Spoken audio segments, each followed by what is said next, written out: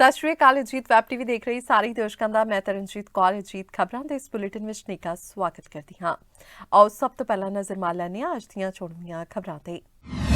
ਮੁੱਖ ਮੰਤਰੀ ਵੱਲੋਂ ਜਗਰਾਉਂ 'ਚ 6 ਕਰੋੜ ਨਾਲ ਬਣੇ ਜੱਚਾ ਬੱਚਾ ਕੇਂਦਰ ਦਾ ਉਦਘਾਟਨ। ਮੁੱਖ ਮੰਤਰੀ ਦੇ ਸਮਾਗਮ ਵਿੱਚ ਜਾਣ ਲਈ ਪੱਤਰਕਾਰਾਂ ਨੂੰ ਰੋਕੇ ਜਾਣ ਤੇ ਸਮਾਗਮ ਦੇ ਬਾਹਰ ਕੀਤਾ 2 ਘੰਟੇ ਮੁਜ਼ਾਹਰਾ। ਜਲੰਧਰ 'ਚ ਪੰਜਾਬ ਅਤੇ ਦਿੱਲੀ ਪੁਲਿਸ ਦਾ ਸਾਂਝਾ ਆਪਰੇਸ਼ਨ, 5 ਗੈਂਗਸਟਰ ਕਾਬੂ। पीएम मोदी ने मोरबी विच घटना स्थान का दौरा किया, हस्पताल जाके जख्मियों का जानिया हाल। ते लुधियाना च फैक्ट्री च गैस लीक होने कारण 5 की हालत बिगड़ी। ते हुण इन्हां खबरां दा विस्तार ते कुछ होर खबरां। मुख मंत्री भगवंत मान ने अज जगराऊं च 6 करोड़ नाल बने जच्चा बच्चा केंद्र का उद्घाटन किया। इस समय सेहत मंत्री चेतन सिंह जोड़े माजरा ते हलका विधायका सरबजीत कौर माणूके तो इलावा आम आदमी पार्टी के कुछ होर विधायक भी हाजिर सन। इस दौरान संबोधन करदियां मुख मंत्री भगवंत मान ने इस समय कहा कि नवीं ते आधुनिक मशीनां नाल हस्पताल नूं अपग्रेड किया गया है। जल्दी होर हस्पतालां नूं अपग्रेड करांगे। इस दे नाल ही मुख मंत्री भगवंत मान ने कहा कि जगराऊं मूंगी हब बन चुकिया है ते मूंगी दे अगले सीजन समय इस फसल ते MSP दा अगाऊं ऐलान कर दिता जावेगा तां जो किसान इस नूं बदलवीं फसल वजों अपना सकन। विरोधी पार्टियां कहंदियां सी पैसा कित्थों आऊगा, बिजली फ्री किवें करोगे, हस्पताल कित्थों बनाओगे, पैसा कित्थों आऊगा, ये तुसी नौकरियां किवें देवोगे, कच्चे अध्यापकों नूं पक्के किवें करोगे, पैसा कित्थों आऊगा। मैनूं इस गल दा पता सी, उन्हां नूं पता नहीं सीगा। असल च मैनूं इस गल दा पता सी कि तुसी ज़्यादा ना पुछो, पैसा थोड़े चों ही आऊगा, पैसा उन्हां चों ही आ रहा है। देखो आपदे आप ही 50-50 लाख रुपये लेके आ रहे हैं, पैसा तो आ रहा है ना। देखो जेड़ा बंदा करोड़ रुपया रिश्वत इस करके दे रहा कि मेरा नां कढ़ दो विचों, फिर किन्ने करोड़ नूं बचाउंदा होऊगा वो कि 1 करोड़ दे के मेरे इन्ने करोड़ बच जाणगे। जदों 50 लाख रुपया लैके विजिलेंस के अफसरां कोले आया तो मैनूं विजिलेंस के चीफ का फोन आया कि CM साहब ऐदां करके 50 लाख रुपया रिश्वत लैके आया है कि मेरा नाम कढ़ दो, हुण की करिए। मैं कहा जी हुण तां नाम पाओ, हुण कड्ढण दा वेला नहीं, हुण तां लिखण दा वेला है। तलाशी लई उन्होंने घर की तलाशी लई। बाकी तो चलो जिहड़ा रजिस्ट्रियां जां होर बेनामी प्रॉपर्टी का साजो समान तो मिले ही मिले। एक नोट गिणन वाली मशीन मिली है। कोई घरें नोट गिणन वाली मशीन रखता जी? घरें नोट गिणन वाली मशीन रखता कोई? जां तां बैंक कोले हुंदी है, जां फिर जिहड़े ने बैंकां लुट्टियां ने जां लोक लुट्टे ने उन्हां कोले हुंदी है। मतलब इन्ना ज़्यादा पैसा होगा उन्होंने कोले कि सारे टब्बर का थुक मुक गया नोट गिणदे तो कहते मशीन लियाओ जी। तो इत्थे गरीब आपकी कमाई गिण लगे, 2 बार गरीब ऐ करदा नोट मुक जाते हैं, नोट मुक जाते। आ हालात इन्हां दे। तो फिर कहंदे जी BJP कहती साडे वल तां ऑफिशियली हजे पहुंचिया नहीं सी, कांग्रेस कहती साडे वल्लों चलिया गया सी। आ देखो इन्हां दे हालात। पैसा इत्थों आऊगा। 9,053 एकड़ जमीन रसूखदारां कोलों छड़ा ली, पंचायतां नूं देती, पैसा इत्थों आऊगा। लोकां दी आवाज़ उठाउण वाले पत्रकारां नूं अज उस समय प्रशासन खिलाफ धरना देना पै गया जदों मुख मंत्री दे दौरे मौके प्रशासन ने पत्रकारां दी आवाज़ नूं दबाउण लई उन्हां दा उद्घाटनी समागम विच जाण ते ही रोक लगा दित्ती गई, जिस नूं पुलिस ने अमली जामा पहना के पत्रकारां नूं अंदर जाण तो सख्ती नाल रोक दित्ता, जिस कारण पत्रकारां ने करीब 2 घंटे सरकार ते प्रशासन खिलाफ जम के नारेबाजी कीती। दस दईए कि पंजाब के मुख मंत्री भगवंत मान ने अज फगवाड़ा के सिविल हस्पताल अंदर जच्चा ते बच्चा केंद्र लई बनाए गए 30 बैड के हस्पताल का उद्घाटन करना सी, पर प्रशासन वालों पत्रकारां नूं इस संबंधी कोई भी सद्दा पत्र नहीं दिता गया। पत्रकार अपनी जिम्मेवारी पछाणदे हुए मौके ते पहुंचे ते इस स्थान ते जदों जाण दी कोशिश कीती तां पुलिस ने उन्हां नूं रोक दिता, जिस तों बाद उन्हां वालों रोस जताया गया। गल समझ तो बाहर है कि प्रैस तो की इन्हों खतरा प्रशासन हो गया। फगवाड़े की प्रैस वैल नोन है, 50-60 साल तो इतने आके सारे मुख मंत्री सारे खुश हो के प्रैस कानफ्रेंस करते सी, बड़ा हुंदा सी, बड़े जिम्मेदार आदमी सारे। और असी हमेशा ही असी डेमोक्रेसी लिए खड़े हाँ, लड़े हाँ और कदे भी साडा इदां नहीं हुई। प्रशासन ने इन्नी ज्यादती की है, डेमोक्रेसी का गल घुटिया, पत्रकारों का ज्यादती की है।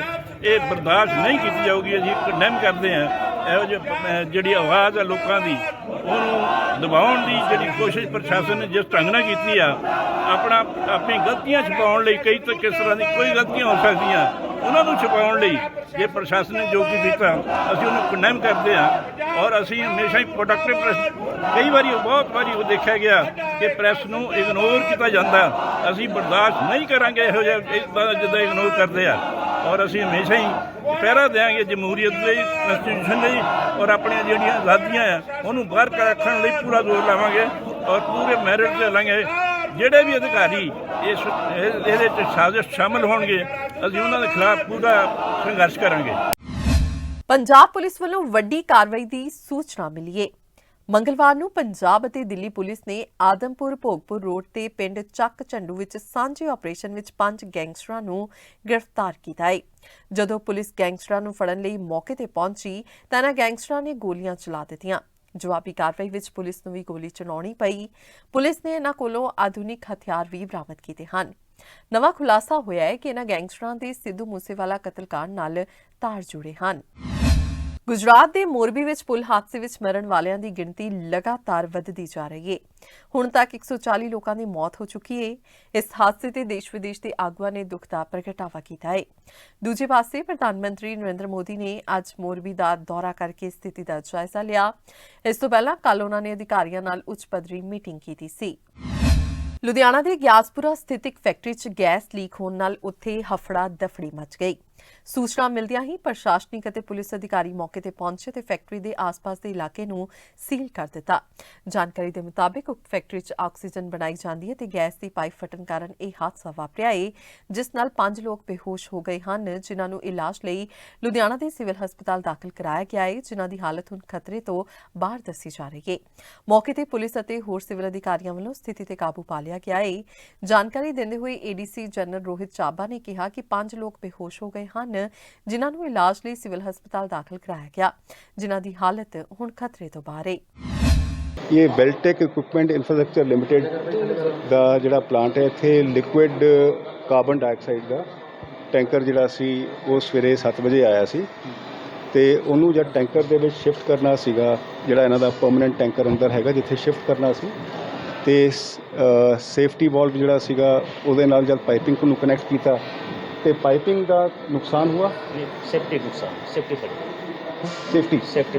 जो सेफ्टी पाइप थी वो फट गई, तो जिसके कारण जो था एकदम ही, बिकॉज वो प्रेशर में होती है लिक्विड कार्बन डाइऑक्साइड, तो एकदम ही वो फैल गई और फैलने के कारण एकदम अंधेरा हो गया और 4 लोग यहाँ पे थे, तो इमीडिएटली वो तो भागे और फोरमैन को इन्फॉर्म किया। दिनेश चंद्र जी फोरमैन जो हैं इस कंपनी के मेरे साथ ही में हैं, तो ये भी तकरीबन 7:15 पे आए और खैर यहाँ पे जो लोग थे उनका तो कुछ नहीं हुआ। इन्होंने इमीडिएटली आके सबसे पहले तो सेफ्टी वाल्व जो था उसको किसी तरीके से अपने मुंह को कवर करके गीले कपड़े से उसको बंद किया और फिर साथ की फैक्ट्री जो है गौरव नेटवेयर्स, उसमें 5 वर्कर जो थे उस समय मौजूद थे, क्योंकि विंड की डायरेक्शन उस तरफ को थी, तो एकदम ही जब गैस वहाँ पर पहुँची तो इमीडिएटली वो भी लोग जो थे बेहोश हुए।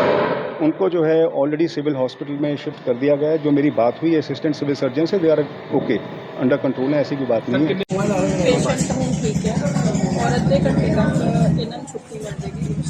जी सिचुएशन है वो भी अंडर कंट्रोल है, क्योंकि गैस को जितने बेल्ट गैसेज के हादसा होया उत्थे मैं खुद जाके आई हूँ और सारी जी स्थिति है अंडर कंट्रोल है। लेकिन गठित कमेटी हो गई है, जिथे किते ढिल वरती गई है ਜਾਂ जिथे किते कोई कार्रवाई पाई गई ਉਹਦੇ ਤੇ ਕਾਨੂੰਨੀ ਕਾਰਵਾਈ ਹੋਵੇਗੀ। पेशेंट दी ठीक है, अंडर कंट्रोल है, पहले नालों बेटर है, क्योंकि ये ਜਿਹੜਾ ਟੈਂਕਰ है ਜਿਹਦੇ ਵਿੱਚੋਂ ਗੈਸ ਲੀਕ ਹੋਈ ਹੈ, ਇਹ ਕਾਰਬਨ ਡਾਈਆਕਸਾਈਡ ਦਾ ਟੈਂਕਰ ਸੀਗਾ, ਉਹਦੇ ਵਿੱਚ ਇੱਕਦਮ ਗੈਸ ਲੀਕ ਹੋਣ ਕਰਕੇ ਨਾਲ ਦੀ ਜਿਹੜੀ ਫੈਕਟਰੀ ਆ ਧੂੰਆਂ ਹੋਣ ਨਾਲ ਉੱਥੋਂ ਦੇ ਜਿਹੜੇ ਨਾਈਟ ਸ਼ਿਫਟ ਦੇ 5 ਵਰਕਰ ਕੰਮ ਕਰ ਰਹੇ ਸੀ ਉਹਨਾਂ ਦਾ ਸਾਹ ਬੰਦ ਹੋਣ ਲੱਗਿਆ। ਇਨ ਦਾ ਮੇਨ ਟਾਈਮ ਦੂਸਰੀ ਸ਼ਿਫਟ ਵਾਲੇ ਵਰਕਰ ਆ ਗਏ, ਫਟਾਫਟ ਇਹਨਾਂ ਨੂੰ ਮੌਕੇ ਤੇ ਹਸਪਤਾਲ ਲੈ। ਪਰਾਲੀ ਸਾੜਨ ਦੇ ਪ੍ਰਦੂਸ਼ਣ ਨੂੰ ਲੈ ਕੇ ਪੰਜਾਬ ਅਤੇ ਹਰਿਆਣਾ ਇੱਕ ਵਾਰ ਫਿਰ ਆਮੋ ਸਾਹਮਣੇ ਹੋ ਗਏ ਹਨ। ਹਰਿਆਣਾ ਦੇ ਮੁੱਖ ਮੰਤਰੀ ਮਨੋਹਰ ਲਾਲ ਖੱਟਰ ਨੇ ਦਿੱਲੀ ਅਤੇ ਐਨਸੀਆਰ ਦੇ ਸ਼ਹਿਰਾਂ ਵਿੱਚ ਵੱਧ ਰਹੇ ਹਵਾ ਪ੍ਰਦੂਸ਼ਣ ਲਈ ਸਿਰਫ ਪੰਜਾਬ ਨੂੰ ਜ਼ਿੰਮੇਵਾਰ ਠਹਿਰਾਇਆ ਹੈ।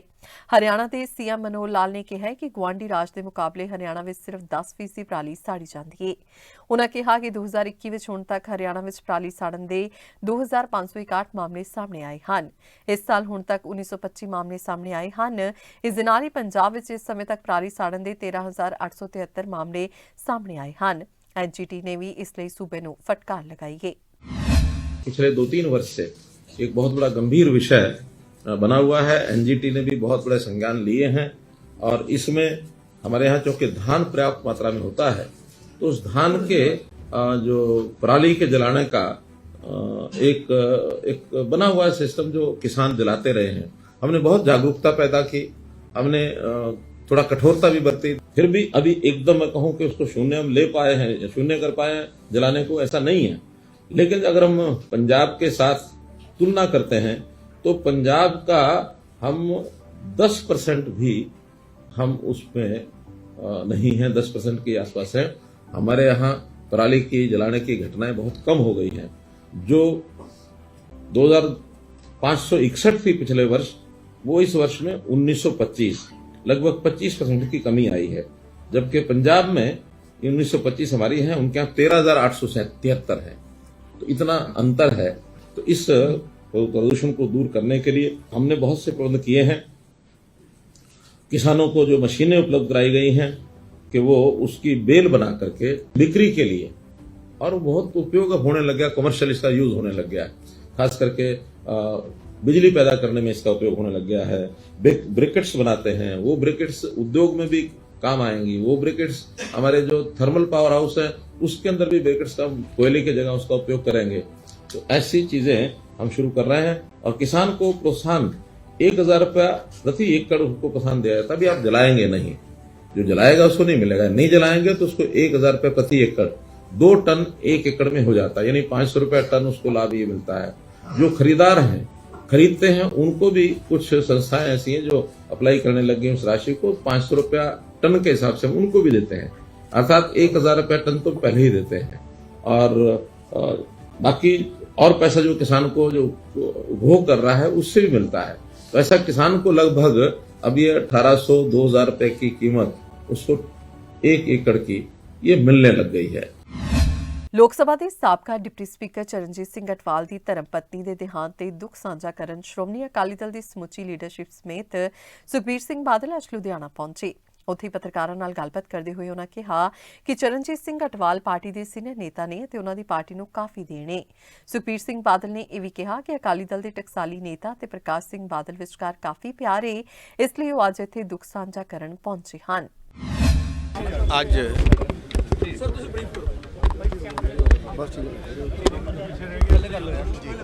ਚਰਨਜੀਤ ਸਿੰਘ ਅਟਵਾਲ ਜਿਹੜੇ ਪੰਜਾਬ ਦੇ ਸਪੀਕਰ ਵੀ ਰਹੇ ਹੈ, ਡਿਪਟੀ ਸਪੀਕਰ ਵੀ ਰਹੇ ਹੈ, ਕੱਲ ਬੜੀ ਦੁੱਖ ਨਾਲ ਕਹਿਣਾ ਪੈਂਦਾ ਕਿ ਉਹਨਾਂ ਦੀ ਵਾਈਫ ਗੁਜ਼ਰ ਗਈ। ਅੱਜ ਅਫਸੋਸ ਕਰਨ ਵਾਸਤੇ ਮੈਂ ਆਇਆ।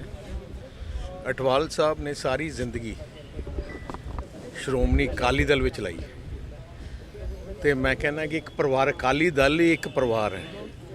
ਸੋ ਮੈਂ ਦੁੱਖ ਸਾਂਝਾ ਕਰਨ ਵਾਸਤੇ ਆਇਆ ਤੇ ਉਹਨਾਂ ਨੂੰ ਪੂਰਾ ਯਕੀਨ ਦਿਖਾਇਆ ਉਹਨਾਂ ਬੱਚਿਆਂ ਨੂੰ, ਅਸੀਂ ਉਹਨਾਂ ਨੂੰ ਕੋਈ ਸਾਡਾ ਤਰਫੋਂ ਪਾਰਟੀ ਤਰਫੋਂ, ਕਿਉਂਕਿ ਇਸ ਸਮੇਂ ਜਦੋਂ ਕੋਈ ਨੁਕਸਾਨ ਹੁੰਦਾ ਜਾਂ ਕੋਈ ਸਾਥੀ ਛੱਡ ਕੇ ਜਾਂਦਾ ਹੈ, ਇੱਕ ਬਹੁਤ ਵੱਡਾ ਦੁੱਖ ਹੁੰਦਾ ਹੈ। ਜਿਵੇਂ ਸਿਆਣੇ ਕਹਿੰਦੇ ਦੁੱਖ ਵੰਡਾਓ ਤੇ ਦੁੱਖ ਘਟਦਾ ਹੈ, ਤੇ ਦੁੱਖ ਵੰਡਾਉਣ ਵਾਸਤੇ ਆਏ। ਡਾਕਟਰ ਅਮਰ ਸਿੰਘ ਸਾਂਸਦ ਸ਼੍ਰੀ ਫਤਿਹਗੜ੍ਹ ਸਾਹਿਬ ਨੇ ਅੱਜ ਸ਼੍ਰੀ ਫਤਿਹਗੜ੍ਹ ਸਾਹਿਬ ਸਰਹੰਦ ਤੇ ਪੀਰ ਜੈਨ ਦੀਆਂ ਵੱਖ-ਵੱਖ ਮੰਡੀਆਂ ਦਾ ਦੌਰਾ ਕਰਕੇ ਝੋਨੇ ਦੀ ਚੱਲ ਰਹੀ ਖਰੀਦ ਦਾ ਜਾਇਜ਼ਾ ਲਿਆ। ਉਨ੍ਹਾਂ ਕਿਸਾਨਾਂ, ਆੜ੍ਹਤੀਆਂ ਤੇ ਮਜ਼ਦੂਰਾਂ ਨਾਲ ਵੀ ਗੱਲਬਾਤ ਕੀਤੀ। ਇਸ ਦੌਰਾਨ ਸਾਂਸਦ ਅਮਰ ਸਿੰਘ ਅਤੇ ਸਾਬਕਾ ਵਿਧਾਇਕ ਕੁਲਜੀਤ ਸਿੰਘ ਨਾਗਰਾ ਨੇ ਕਿਹਾ ਕਿ ਜ਼ਿਲ੍ਹੇ ਵਿੱਚ ਝੋਨੇ ਦੀ ਪੈਦਾਵਾਰ ਵਿੱਚ ਭਾਰੀ ਕਮੀ ਆਉਣ ਕਾਰਨ ਇਸ ਸਾਲ ਕਿਸਾਨ ਬੁਰੀ ਤਰ੍ਹਾਂ ਪ੍ਰਭਾਵਿਤ ਹੋਏ ਹਨ, ਜਿਸ ਕਾਰਨ ਕਿਸਾਨਾਂ ਦਾ ਭਾਰੀ ਆਰਥਿਕ ਨੁਕਸਾਨ ਹੋਇਆ ਹੈ। ਉਨ੍ਹਾਂ ਕਿਹਾ ਕਿ ਉਹ ਕੇਂਦਰੀ ਖੇਤੀਬਾੜੀ ਮੰਤਰੀ ਨਰਿੰਦਰ ਤੋਮਰ ਨੂੰ ਮਿਲਣਗੇ ਅਤੇ ਕਿਸਾਨਾਂ ਦੇ ਹੋਏ ਨੁਕਸਾਨ ਦਾ ਤੁਰੰਤ ਮੁਆਵਜ਼ਾ ਦੇਣ ਲਈ ਸੂਬਾ ਸਰਕਾਰ ਕੋਲ ਮਾਮਲਾ ਉਠਾਉਣਗੇ। ਉਨ੍ਹਾਂ ਕਿਹਾ ਕਿ ਮੌਜੂਦਾ ਮੁਆਵਜ਼ੇ ਦੀ ਸਹੂਲਤ ਕਿਸਾਨਾਂ ਦੇ ਅਸਲ ਨੁਕਸਾਨ ਨਾਲ ਇਨਸਾਫ ਨਹੀਂ ਕਰਦੀ। ਮੁਆਵਜ਼ਾ ਰਾਸ਼ੀ ਕਿਸਾਨਾਂ ਦੇ ਘਟੇ ਝੋਨੇ ਦੇ ਝਾੜ ਕਾਰਨ ਹੋਏ ਨੁਕਸਾਨ ਦੇ ਅਨੁਸਾਰ ਹੋਣੀ ਚਾਹੀਦੀ ਹੈ। ਨਹੀਂ ਕੋਈ ਦੇਖੋ, ਇਹ ਤਾਂ ਜਦੋਂ ਪ੍ਰੋਕਿਉਰਮੈਂਟ ਹੁੰਦੀ ਆ ਅਸੀਂ ਲੋਕ ਆਉਨੇ ਆ, ਔਰ ਹਰ ਵਾਰੀ ਆਈਦਾ ਹੈਗਾ ਤੇ ਉਸ ਕਰਕੇ ਆਏ ਆ ਔਰ ਬਹੁਤ ਚੰਗਾ ਲੱਗਿਆ। ਤੁਹਾਡੇ ਸਾਹਮਣੇ ਆ ਸਾਰੀ ਪ੍ਰਸ਼ਾਸਨ ਹੈਗਾ ਔਰ ਆੜਤੀ ਹੈ, ਸ਼ੈਲਰ ਵਾਲੇ ਆ, ਛੋਟੇ ਮੋਟੇ ਇਸ਼ੂਜ਼ ਹੁੰਦੇ ਆ ਉਹ ਸੌਟ ਆਊਟ ਹੋ ਗਏ ਆ ਔਰ ਜਿਹੜਾ ਕੋਈ ਮੁੱਦਾ ਹੋਊਗਾ ਉਹ ਸਭ ਇਹ ਲੋਕ ਸੌਟ ਆਊਟ ਕਰਦੇ ਨੇ। ਆੜਤੀ ਨੇ ਕਿ ਮਾਲ ਨਹੀਂ ਚੱਕਿਆ ਜਾ ਰਿਹਾ, ਕੀ ਦਿੱਕਤ ਵੱਡੀ? ਨਹੀਂ ਕੋਈ ਉਹ ਦੱਸਿਆ ਹੈਗਾ ਇਹਨਾਂ ਨੇ ਕਿ ਇਹ ਹੁਣ ਡੀਐਫਸੀ ਸਾਹਿਬ ਖੜੇ ਆ, ਇਹਨਾਂ ਨੇ ਕਿਹਾ ਕਿ ਉਹਨੂੰ ਮੈਂ ਆਪ ਪਰਸਨਲੀ ਦੇਖ ਲੈਣਾ, ਜੇ ਕੋਈ ਕਿਤੇ ਛੋਟੀ ਮੋਟੀ ਕਮੀ ਦਿਖੀ ਆ ਉਹਨੂੰ ਠੀਕ ਕਰ ਕੋਈ ਪੱਖਪਾਤ ਵੀ ਕੀਤਾ ਜਾ ਰਿਹਾ ਜਿਵੇਂ ਕਿ ਕਾਂਗਰਸੀ ਜਾਂ ਇਦਾਂ ਦਾ ਆੜਤੀ ਨਾਲ? ਨਹੀਂ, ਮੈਂ ਨਹੀਂ ਸਮਝਦਾ ਵੀ ਇਸ ਤਰ੍ਹਾਂ ਦਾ ਹੋਊਗਾ। ਜੇ ਕੋਈ ਹੋਊਗਾ ਤਾਂ ਇਹਨਾਂ ਨੂੰ ਕਿਹਾ ਭਾਈ ਉਹਨੂੰ ਕਰੈਕਟ ਕਰੋ। ਇਸ ਤਰ੍ਹਾਂ ਦਾ ਕੰਮ ਥੋੜੀ ਚਾਹੀਦਾ ਸਰਕਾਰਾਂ 'ਚ, ਕੋਈ ਕੰਮ ਥੋੜੀ ਹੁੰਦਾ ਹੈ। ਇਹ ਜਿਹੜਾ ਖਰਾਬਾ ਹੋਇਆ ਫਸਲ ਦਾ ਉਹਦੇ ਦੇ ਵਿੱਚ ਉਹਦੀ ਕਈ ਗਦਾਵਰੀ ਦੇ ਵਿੱਚ ਆਏ ਨਹੀਂ ਬੰਦੇ ਜੀ। ਅਸਲੀ ਤਾਂ ਮੀਟਿੰਗ ਜਿਹੜੀ ਹੈਗੀ ਆ ਖਰਾਬੇ ਤੇ ਹੀ ਅਸੀਂ ਲੈ ਰਹੇ ਸੀ, ਕਿਉਂਕਿ ਇੱਥੇ ਨਾਲੋਂ ਵੀ ਜ਼ਿਆਦਾ ਖੇੜਾ ਬਲਾਕ ਪਤਾ ਲੱਗਿਆ ਕਿ ਉੱਥੇ ਜ਼ਿਆਦਾ ਨੁਕਸਾਨ ਹੈਗਾ। ਇੱਥੇ ਜਿਹੜੀ ਸਭ ਤੋਂ ਵੱਡੀ ਗੱਲ ਜਿਹੜੀ ਕਰਨ ਵਾਲੀ ਹੈ, ਮੈਂ ਜਿੱਥੇ ਪ੍ਰਸ਼ਾਸਨ ਨੂੰ, ਜ਼ਿਲ੍ਹਾ ਪ੍ਰਸ਼ਾਸਨ ਨੂੰ, ਪੰਜਾਬ ਦੀ ਸਰਕਾਰ ਨੂੰ ਤੇ ਕੇਂਦਰ ਦੀ ਸਰਕਾਰ ਨੂੰ ਬੇਨਤੀ ਕਰੂੰਗਾ ਕਿ ਤੁਹਾਡੇ ਕੋਲ ਮੈਪਿੰਗ ਕੀਤੀ ਹੋਈ ਹੈ ਕਿਸਾਨ ਦੀ, ਪਿਛਲੇ ਸਾਲ ਦੀ ਵੀ, ਇਸ ਸਾਲ ਦੀ ਵੀ, ਜਿਹੜੀ ਫਸਲ ਸੀਗੀ ਜੀਰੀ ਲਾਈ ਸੀ ਜਿਹੜੀ, ਉਹ ਮੈਪਿੰਗ ਮੰਡੀ ਬੋਰਡ ਨੇ ਕੀਤੀ ਹੋਈ ਹੈ। ਮੈਪਿੰਗ ਦੇ ਮੁਤਾਬਕ ਜਿਹੜੇ ਕਿਸਾਨ ਦੇ ਮੰਨ ਲਓ 5 ਕਿੱਲੇ ਨੇ ਤੇ ਉਹਦਾ ਝਾੜ 50 ਕੁਇੰਟਲ ਨਿਕਲਿਆ, ਜਦੋਂ ਕਿ ਉਹਦਾ ਝਾੜ ਨਿਕਲਣਾ ਚਾਹੀਦਾ ਸੀ 150 ਕੁਇੰਟਲ। ਉਸ ਕਿਸਾਨ ਦਾ ਜਿਹੜਾ 100 ਕੁਇੰਟਲ ਹੈ ਤਕਰੀਬਨ ਉਹਦਾ 35 ਮਤਲਬ ਜਿਹੜਾ ਹੈਗਾ ਆ ਉਹਦਾ ਝਾੜ ਜਿਹੜਾ ਆ ਉਹ 2 ਹਿੱਸੇ ਝਾੜ ਉਹਦਾ ਘਟ ਗਿਆ ਜਾਂ ਕਿਸੇ ਦਾ ਅੱਧਾ ਘਟ ਗਿਆ। ਨਾਭਾ ਦੀ ਜੇਲ੍ਹ 'ਚ ਵੱਡੀ ਗਿਣਤੀ ਕੈਦੀ ਕਾਲੇ ਪੀਲੀਏ ਦੀ ਲਪੇਟ ਵਿੱਚ ਆ ਗਏ ਹਨ। ਸੂਤਰਾਂ ਮੁਤਾਬਿਕ ਇਸ ਜੇਲ੍ਹ ਦੇ 302 ਕੈਦੀ ਇਸ ਰੋਗ ਤੋਂ ਪੀੜਿਤ ਹਨ, ਜਿਨ੍ਹਾਂ ਵਿੱਚੋਂ 250 ਤੋਂ ਵੱਧ ਕੈਦੀ ਹੈਪੇਟਾਈਟਸ ਸੀ ਤੇ ਬਾਕੀ ਹੈਪੇਟਾਈਟਸ ਬੀ ਵਾਇਰਸ ਤੋਂ ਪੀੜਿਤ ਹਨ। ਜੇਲ੍ਹ ਸੁਪਰਡੈਂਟ ਰਮਨਜੀਤ ਸਿੰਘ ਪੰਗੂ ਨੇ ਇਸ ਦੀ ਪੁਸ਼ਟੀ ਕਰਦੇ ਹੋਏ ਦੱਸਿਆ ਕਿ ਪੋਜ਼ਿਟਿਵ ਕੈਦੀਆਂ ਦੇ ਰੋਗ ਦੀ ਅਗਲੀ ਪੜਤਾਲ ਲਈ ਖੂਨ ਦੇ ਸੈਂਪਲ ਭੇਜੇ ਜਾ ਰਹੇ ਹਨ ਤੇ ਨਤੀਜੇ ਆਉਣ ਤੇ ਲੋੜੀਂਦਾ ਇਲਾਜ ਸ਼ੁਰੂ ਕੀਤਾ ਜਾਵੇਗਾ। ਪੰਜਾਬ ਦੇ ਭਾਸ਼ਾਵਾਂ ਤੇ ਉਚੇਰੀ ਸਿੱਖਿਆ ਬਾਰੇ ਮੰਤਰੀ ਗੁਰਮੀਤ ਸਿੰਘ ਮੀਥੇਰ ਨੇ ਨਵੀਂ ਪੀੜ੍ਹੀ ਦੇ ਪੰਜਾਬੀ ਮਾਂ ਬੋਲੀ ਅਤੇ ਸੱਭਿਆਚਾਰ ਤੋਂ ਦੂਰ ਰਹਿਣ ਤੇ ਚਿੰਤਾ ਦਾ ਪ੍ਰਗਟਾਵਾ ਕਰਦਿਆਂ ਸਮੂਹ ਪੰਜਾਬੀਆਂ ਨੂੰ ਸੱਦਾ ਦਿੱਤਾ ਕਿ ਉਹ ਆਪਣੇ ਘਰਾਂ ਅੰਦਰ ਆਪਣੇ ਬੱਚਿਆਂ ਨਾਲ ਗੱਲਬਾਤ ਮਾਂ ਬੋਲੀ ਪੰਜਾਬੀ ਵਿੱਚ ਹੀ ਕਰਨ ਨੂੰ ਤਰਜੀਹ ਦੇਣ। ਪਟਿਆਲਾ ਵਿੱਚ ਭਾਸ਼ਾ ਭਵਨ ਵਿਖੇ ਭਾਸ਼ਾ ਵਿਭਾਗ ਪੰਜਾਬ ਵੱਲੋਂ ਮਾਂ ਬੋਲੀ ਪੰਜਾਬੀ ਨੂੰ ਸਮਰਪਿਤ ਪੰਜਾਬੀ ਮਾਹ 2022 ਦੀ ਸ਼ੁਰੂਆਤ ਕਰਦਿਆਂ ਗੁਰਮੀਤ ਸਿੰਘ ਮੀਥੇਰ ਨੇ ਪੰਜਾਬ ਸਰਕਾਰ ਵੱਲੋਂ ਪੰਜਾਬੀ ਮਾਂ ਬੋਲੀ ਪ੍ਰਤੀ ਆਪਣੀ ਵਚਨਬੱਧਤਾ ਦਾ ਪ੍ਰਗਟਾਵਾ ਕਰਦਿਆਂ ਦੱਸਿਆ ਕਿ ਮੁੱਖ ਮੰਤਰੀ ਭਗਵੰਤ ਮਾਨ ਜਲਦ ਹੀ ਮਾਂ ਬੋਲੀ ਪੰਜਾਬੀ ਦੀ ਪ੍ਰਫੁੱਲਤਾ ਬਾਰੇ ਵੱਡਾ ਐਲਾਨ ਕਰਨਗੇ। ਇਸ ਮੌਕੇ ਵਿਧਾਇਕ ਅਜੀਤਪਾਲ ਸਿੰਘ ਕੋਹਲੀ, ਪ੍ਰਮੁੱਖ ਸਕੱਤਰ ਜਸਪ੍ਰੀਤ ਕੌਰ ਤਲਵਾੜ ਤੇ ਡਿਪਟੀ ਕਮਿਸ਼ਨਰ ਸਾਕਸ਼ੀ ਸਾਨੀ ਵਿਸ਼ੇਸ਼ ਤੌਰ ਤੇ ਹਾਜ਼ਰ ਸਨ। ਦੇਖੋ, ਅੱਜ ਜਿਹੜਾ ਪੰਜਾਬੀ ਮਾਂ ਪੰਜਾਬ ਸਰਕਾਰ ਵੱਲੋਂ ਮਨਾਇਆ ਜਾ ਰਿਹਾ ਹੈ, ਅੱਜ ਉਹਦੀ ਪੰਜਾਬ ਇੱਥੇ ਪਟਿਆਲਾ ਵਿਖੇ ਜਿਹੜੀ ਹੈ ਉਹ ਸ਼ੁਰੂਆਤ ਹੋ ਰਹੀ ਹੈ ਤੇ ਮੈਨੂੰ ਖੁਸ਼ੀ ਹੋ ਰਹੀ ਹੈ ਦੱਸਦੇ ਹੋਏ ਕਿ ਪਹਿਲੀ ਵਾਰੀ ਜਿੰਨੇ ਪੰਜਾਬ ਦੇ ਸਾਹਿਤਕਾਰ ਨੇ, ਨਾਵਲਕਾਰ, ਨਾਟਕਕਾਰ, ਉਹਨਾਂ ਨੂੰ ਸਮਰਪਿਤ ਅਸੀਂ ਇਹ ਮਹੀਨਾ ਜਿਹੜਾ ਉਹ ਮਨਾ ਰਹੇ ਹਾਂ। ਪੂਰੇ ਮਹੀਨੇ ਦੇ ਵਿੱਚ ਚਾਹੇ ਉਹ ਅਜਮੇਰ ਸਿੰਘ ਔਲਖ ਹੋਣ, ਨਾਨਕ ਸਿੰਘ ਹੋਣ, ਸ਼ਿਵ ਕੁਮਾਰ ਬਟਾਲਵੀ ਹੋਣ, ਬਲਵੰਤ ਗਾਰਗੀ ਹੋਣ, ਜਿਨ੍ਹਾਂ ਦਾ ਸਾਡੇ ਸੱਭਿਆਚਾਰ ਨੂੰ, ਸਾਡੇ ਪੰਜਾਬ ਨੂੰ, ਪੰਜਾਬੀ ਮਾਂ ਬੋਲੀ ਨੂੰ ਬਹੁਤ ਵੱਡੀ ਦੇਣ ਹੈ, ਉਹਨਾਂ ਸਾਰਿਆਂ ਨੂੰ ਸਮਰਪਿਤ ਇੱਕ ਦਿਨ ਅਸੀਂ ਪੂਰਾ ਮਹੀਨਾ ਜਿਹੜਾ ਉਹ ਮਨਾ ਰਹੇ ਹਾਂ, ਸੈਲੀਬ੍ਰੇਟ ਕਰ ਰਹੇ ਹਾਂ। ਇਹਦੇ ਨਾਲ ਮੈਂ ਸਮਝਦਾ ਕਿ ਸਾਡੇ ਜਿਹੜੇ ਪੰਜਾਬ ਦੇ ਲੋਕ ਨੇ, ਪੰਜਾਬ ਦੇ ਬੱਚੇ ਨੇ, ਉਹ ਇਹਨਾਂ ਬਾਰੇ, ਸਾਡੇ ਸਾਹਿਤਕਾਰਾਂ ਬਾਰੇ ਵੀ ਜਾਣਨਗੇ, ਸਾਡੇ ਸੱਭਿਆਚਾਰ ਦੇ ਵੀ ਨੇੜੇ ਹੋਣਗੇ ਤੇ ਸਾਡੇ ਜਿਹੜੀ ਮਾਂ ਬੋਲੀ ਆ ਪੰਜਾਬੀ ਉਹਦੇ ਨਾਲ ਵੀ ਜੁੜਨਗੇ। ਤੇ ਇਸ ਦੇ ਨਾਲ ਹੀ ਅਜੀਤ ਖਬਰਾਂ ਦਾ ਬੁਲੇਟਿਨ ਇੱਥੇ ਹੀ ਖਤਮ ਹੁੰਦਾ ਹੈ। ਨਵੀਆਂ ਤੇ ਤਾਜ਼ਾ ਤਰੀਨ ਖਬਰਾਂ ਲੈ ਕੇ ਫਿਰ ਤੋਂ ਹਾਜ਼ਰ ਹੋਵਾਂਗੇ। ਤਦ ਤੱਕ ਲਈ ਦਿਓ ਇਜਾਜ਼ਤ। ਧੰਨਵਾਦ।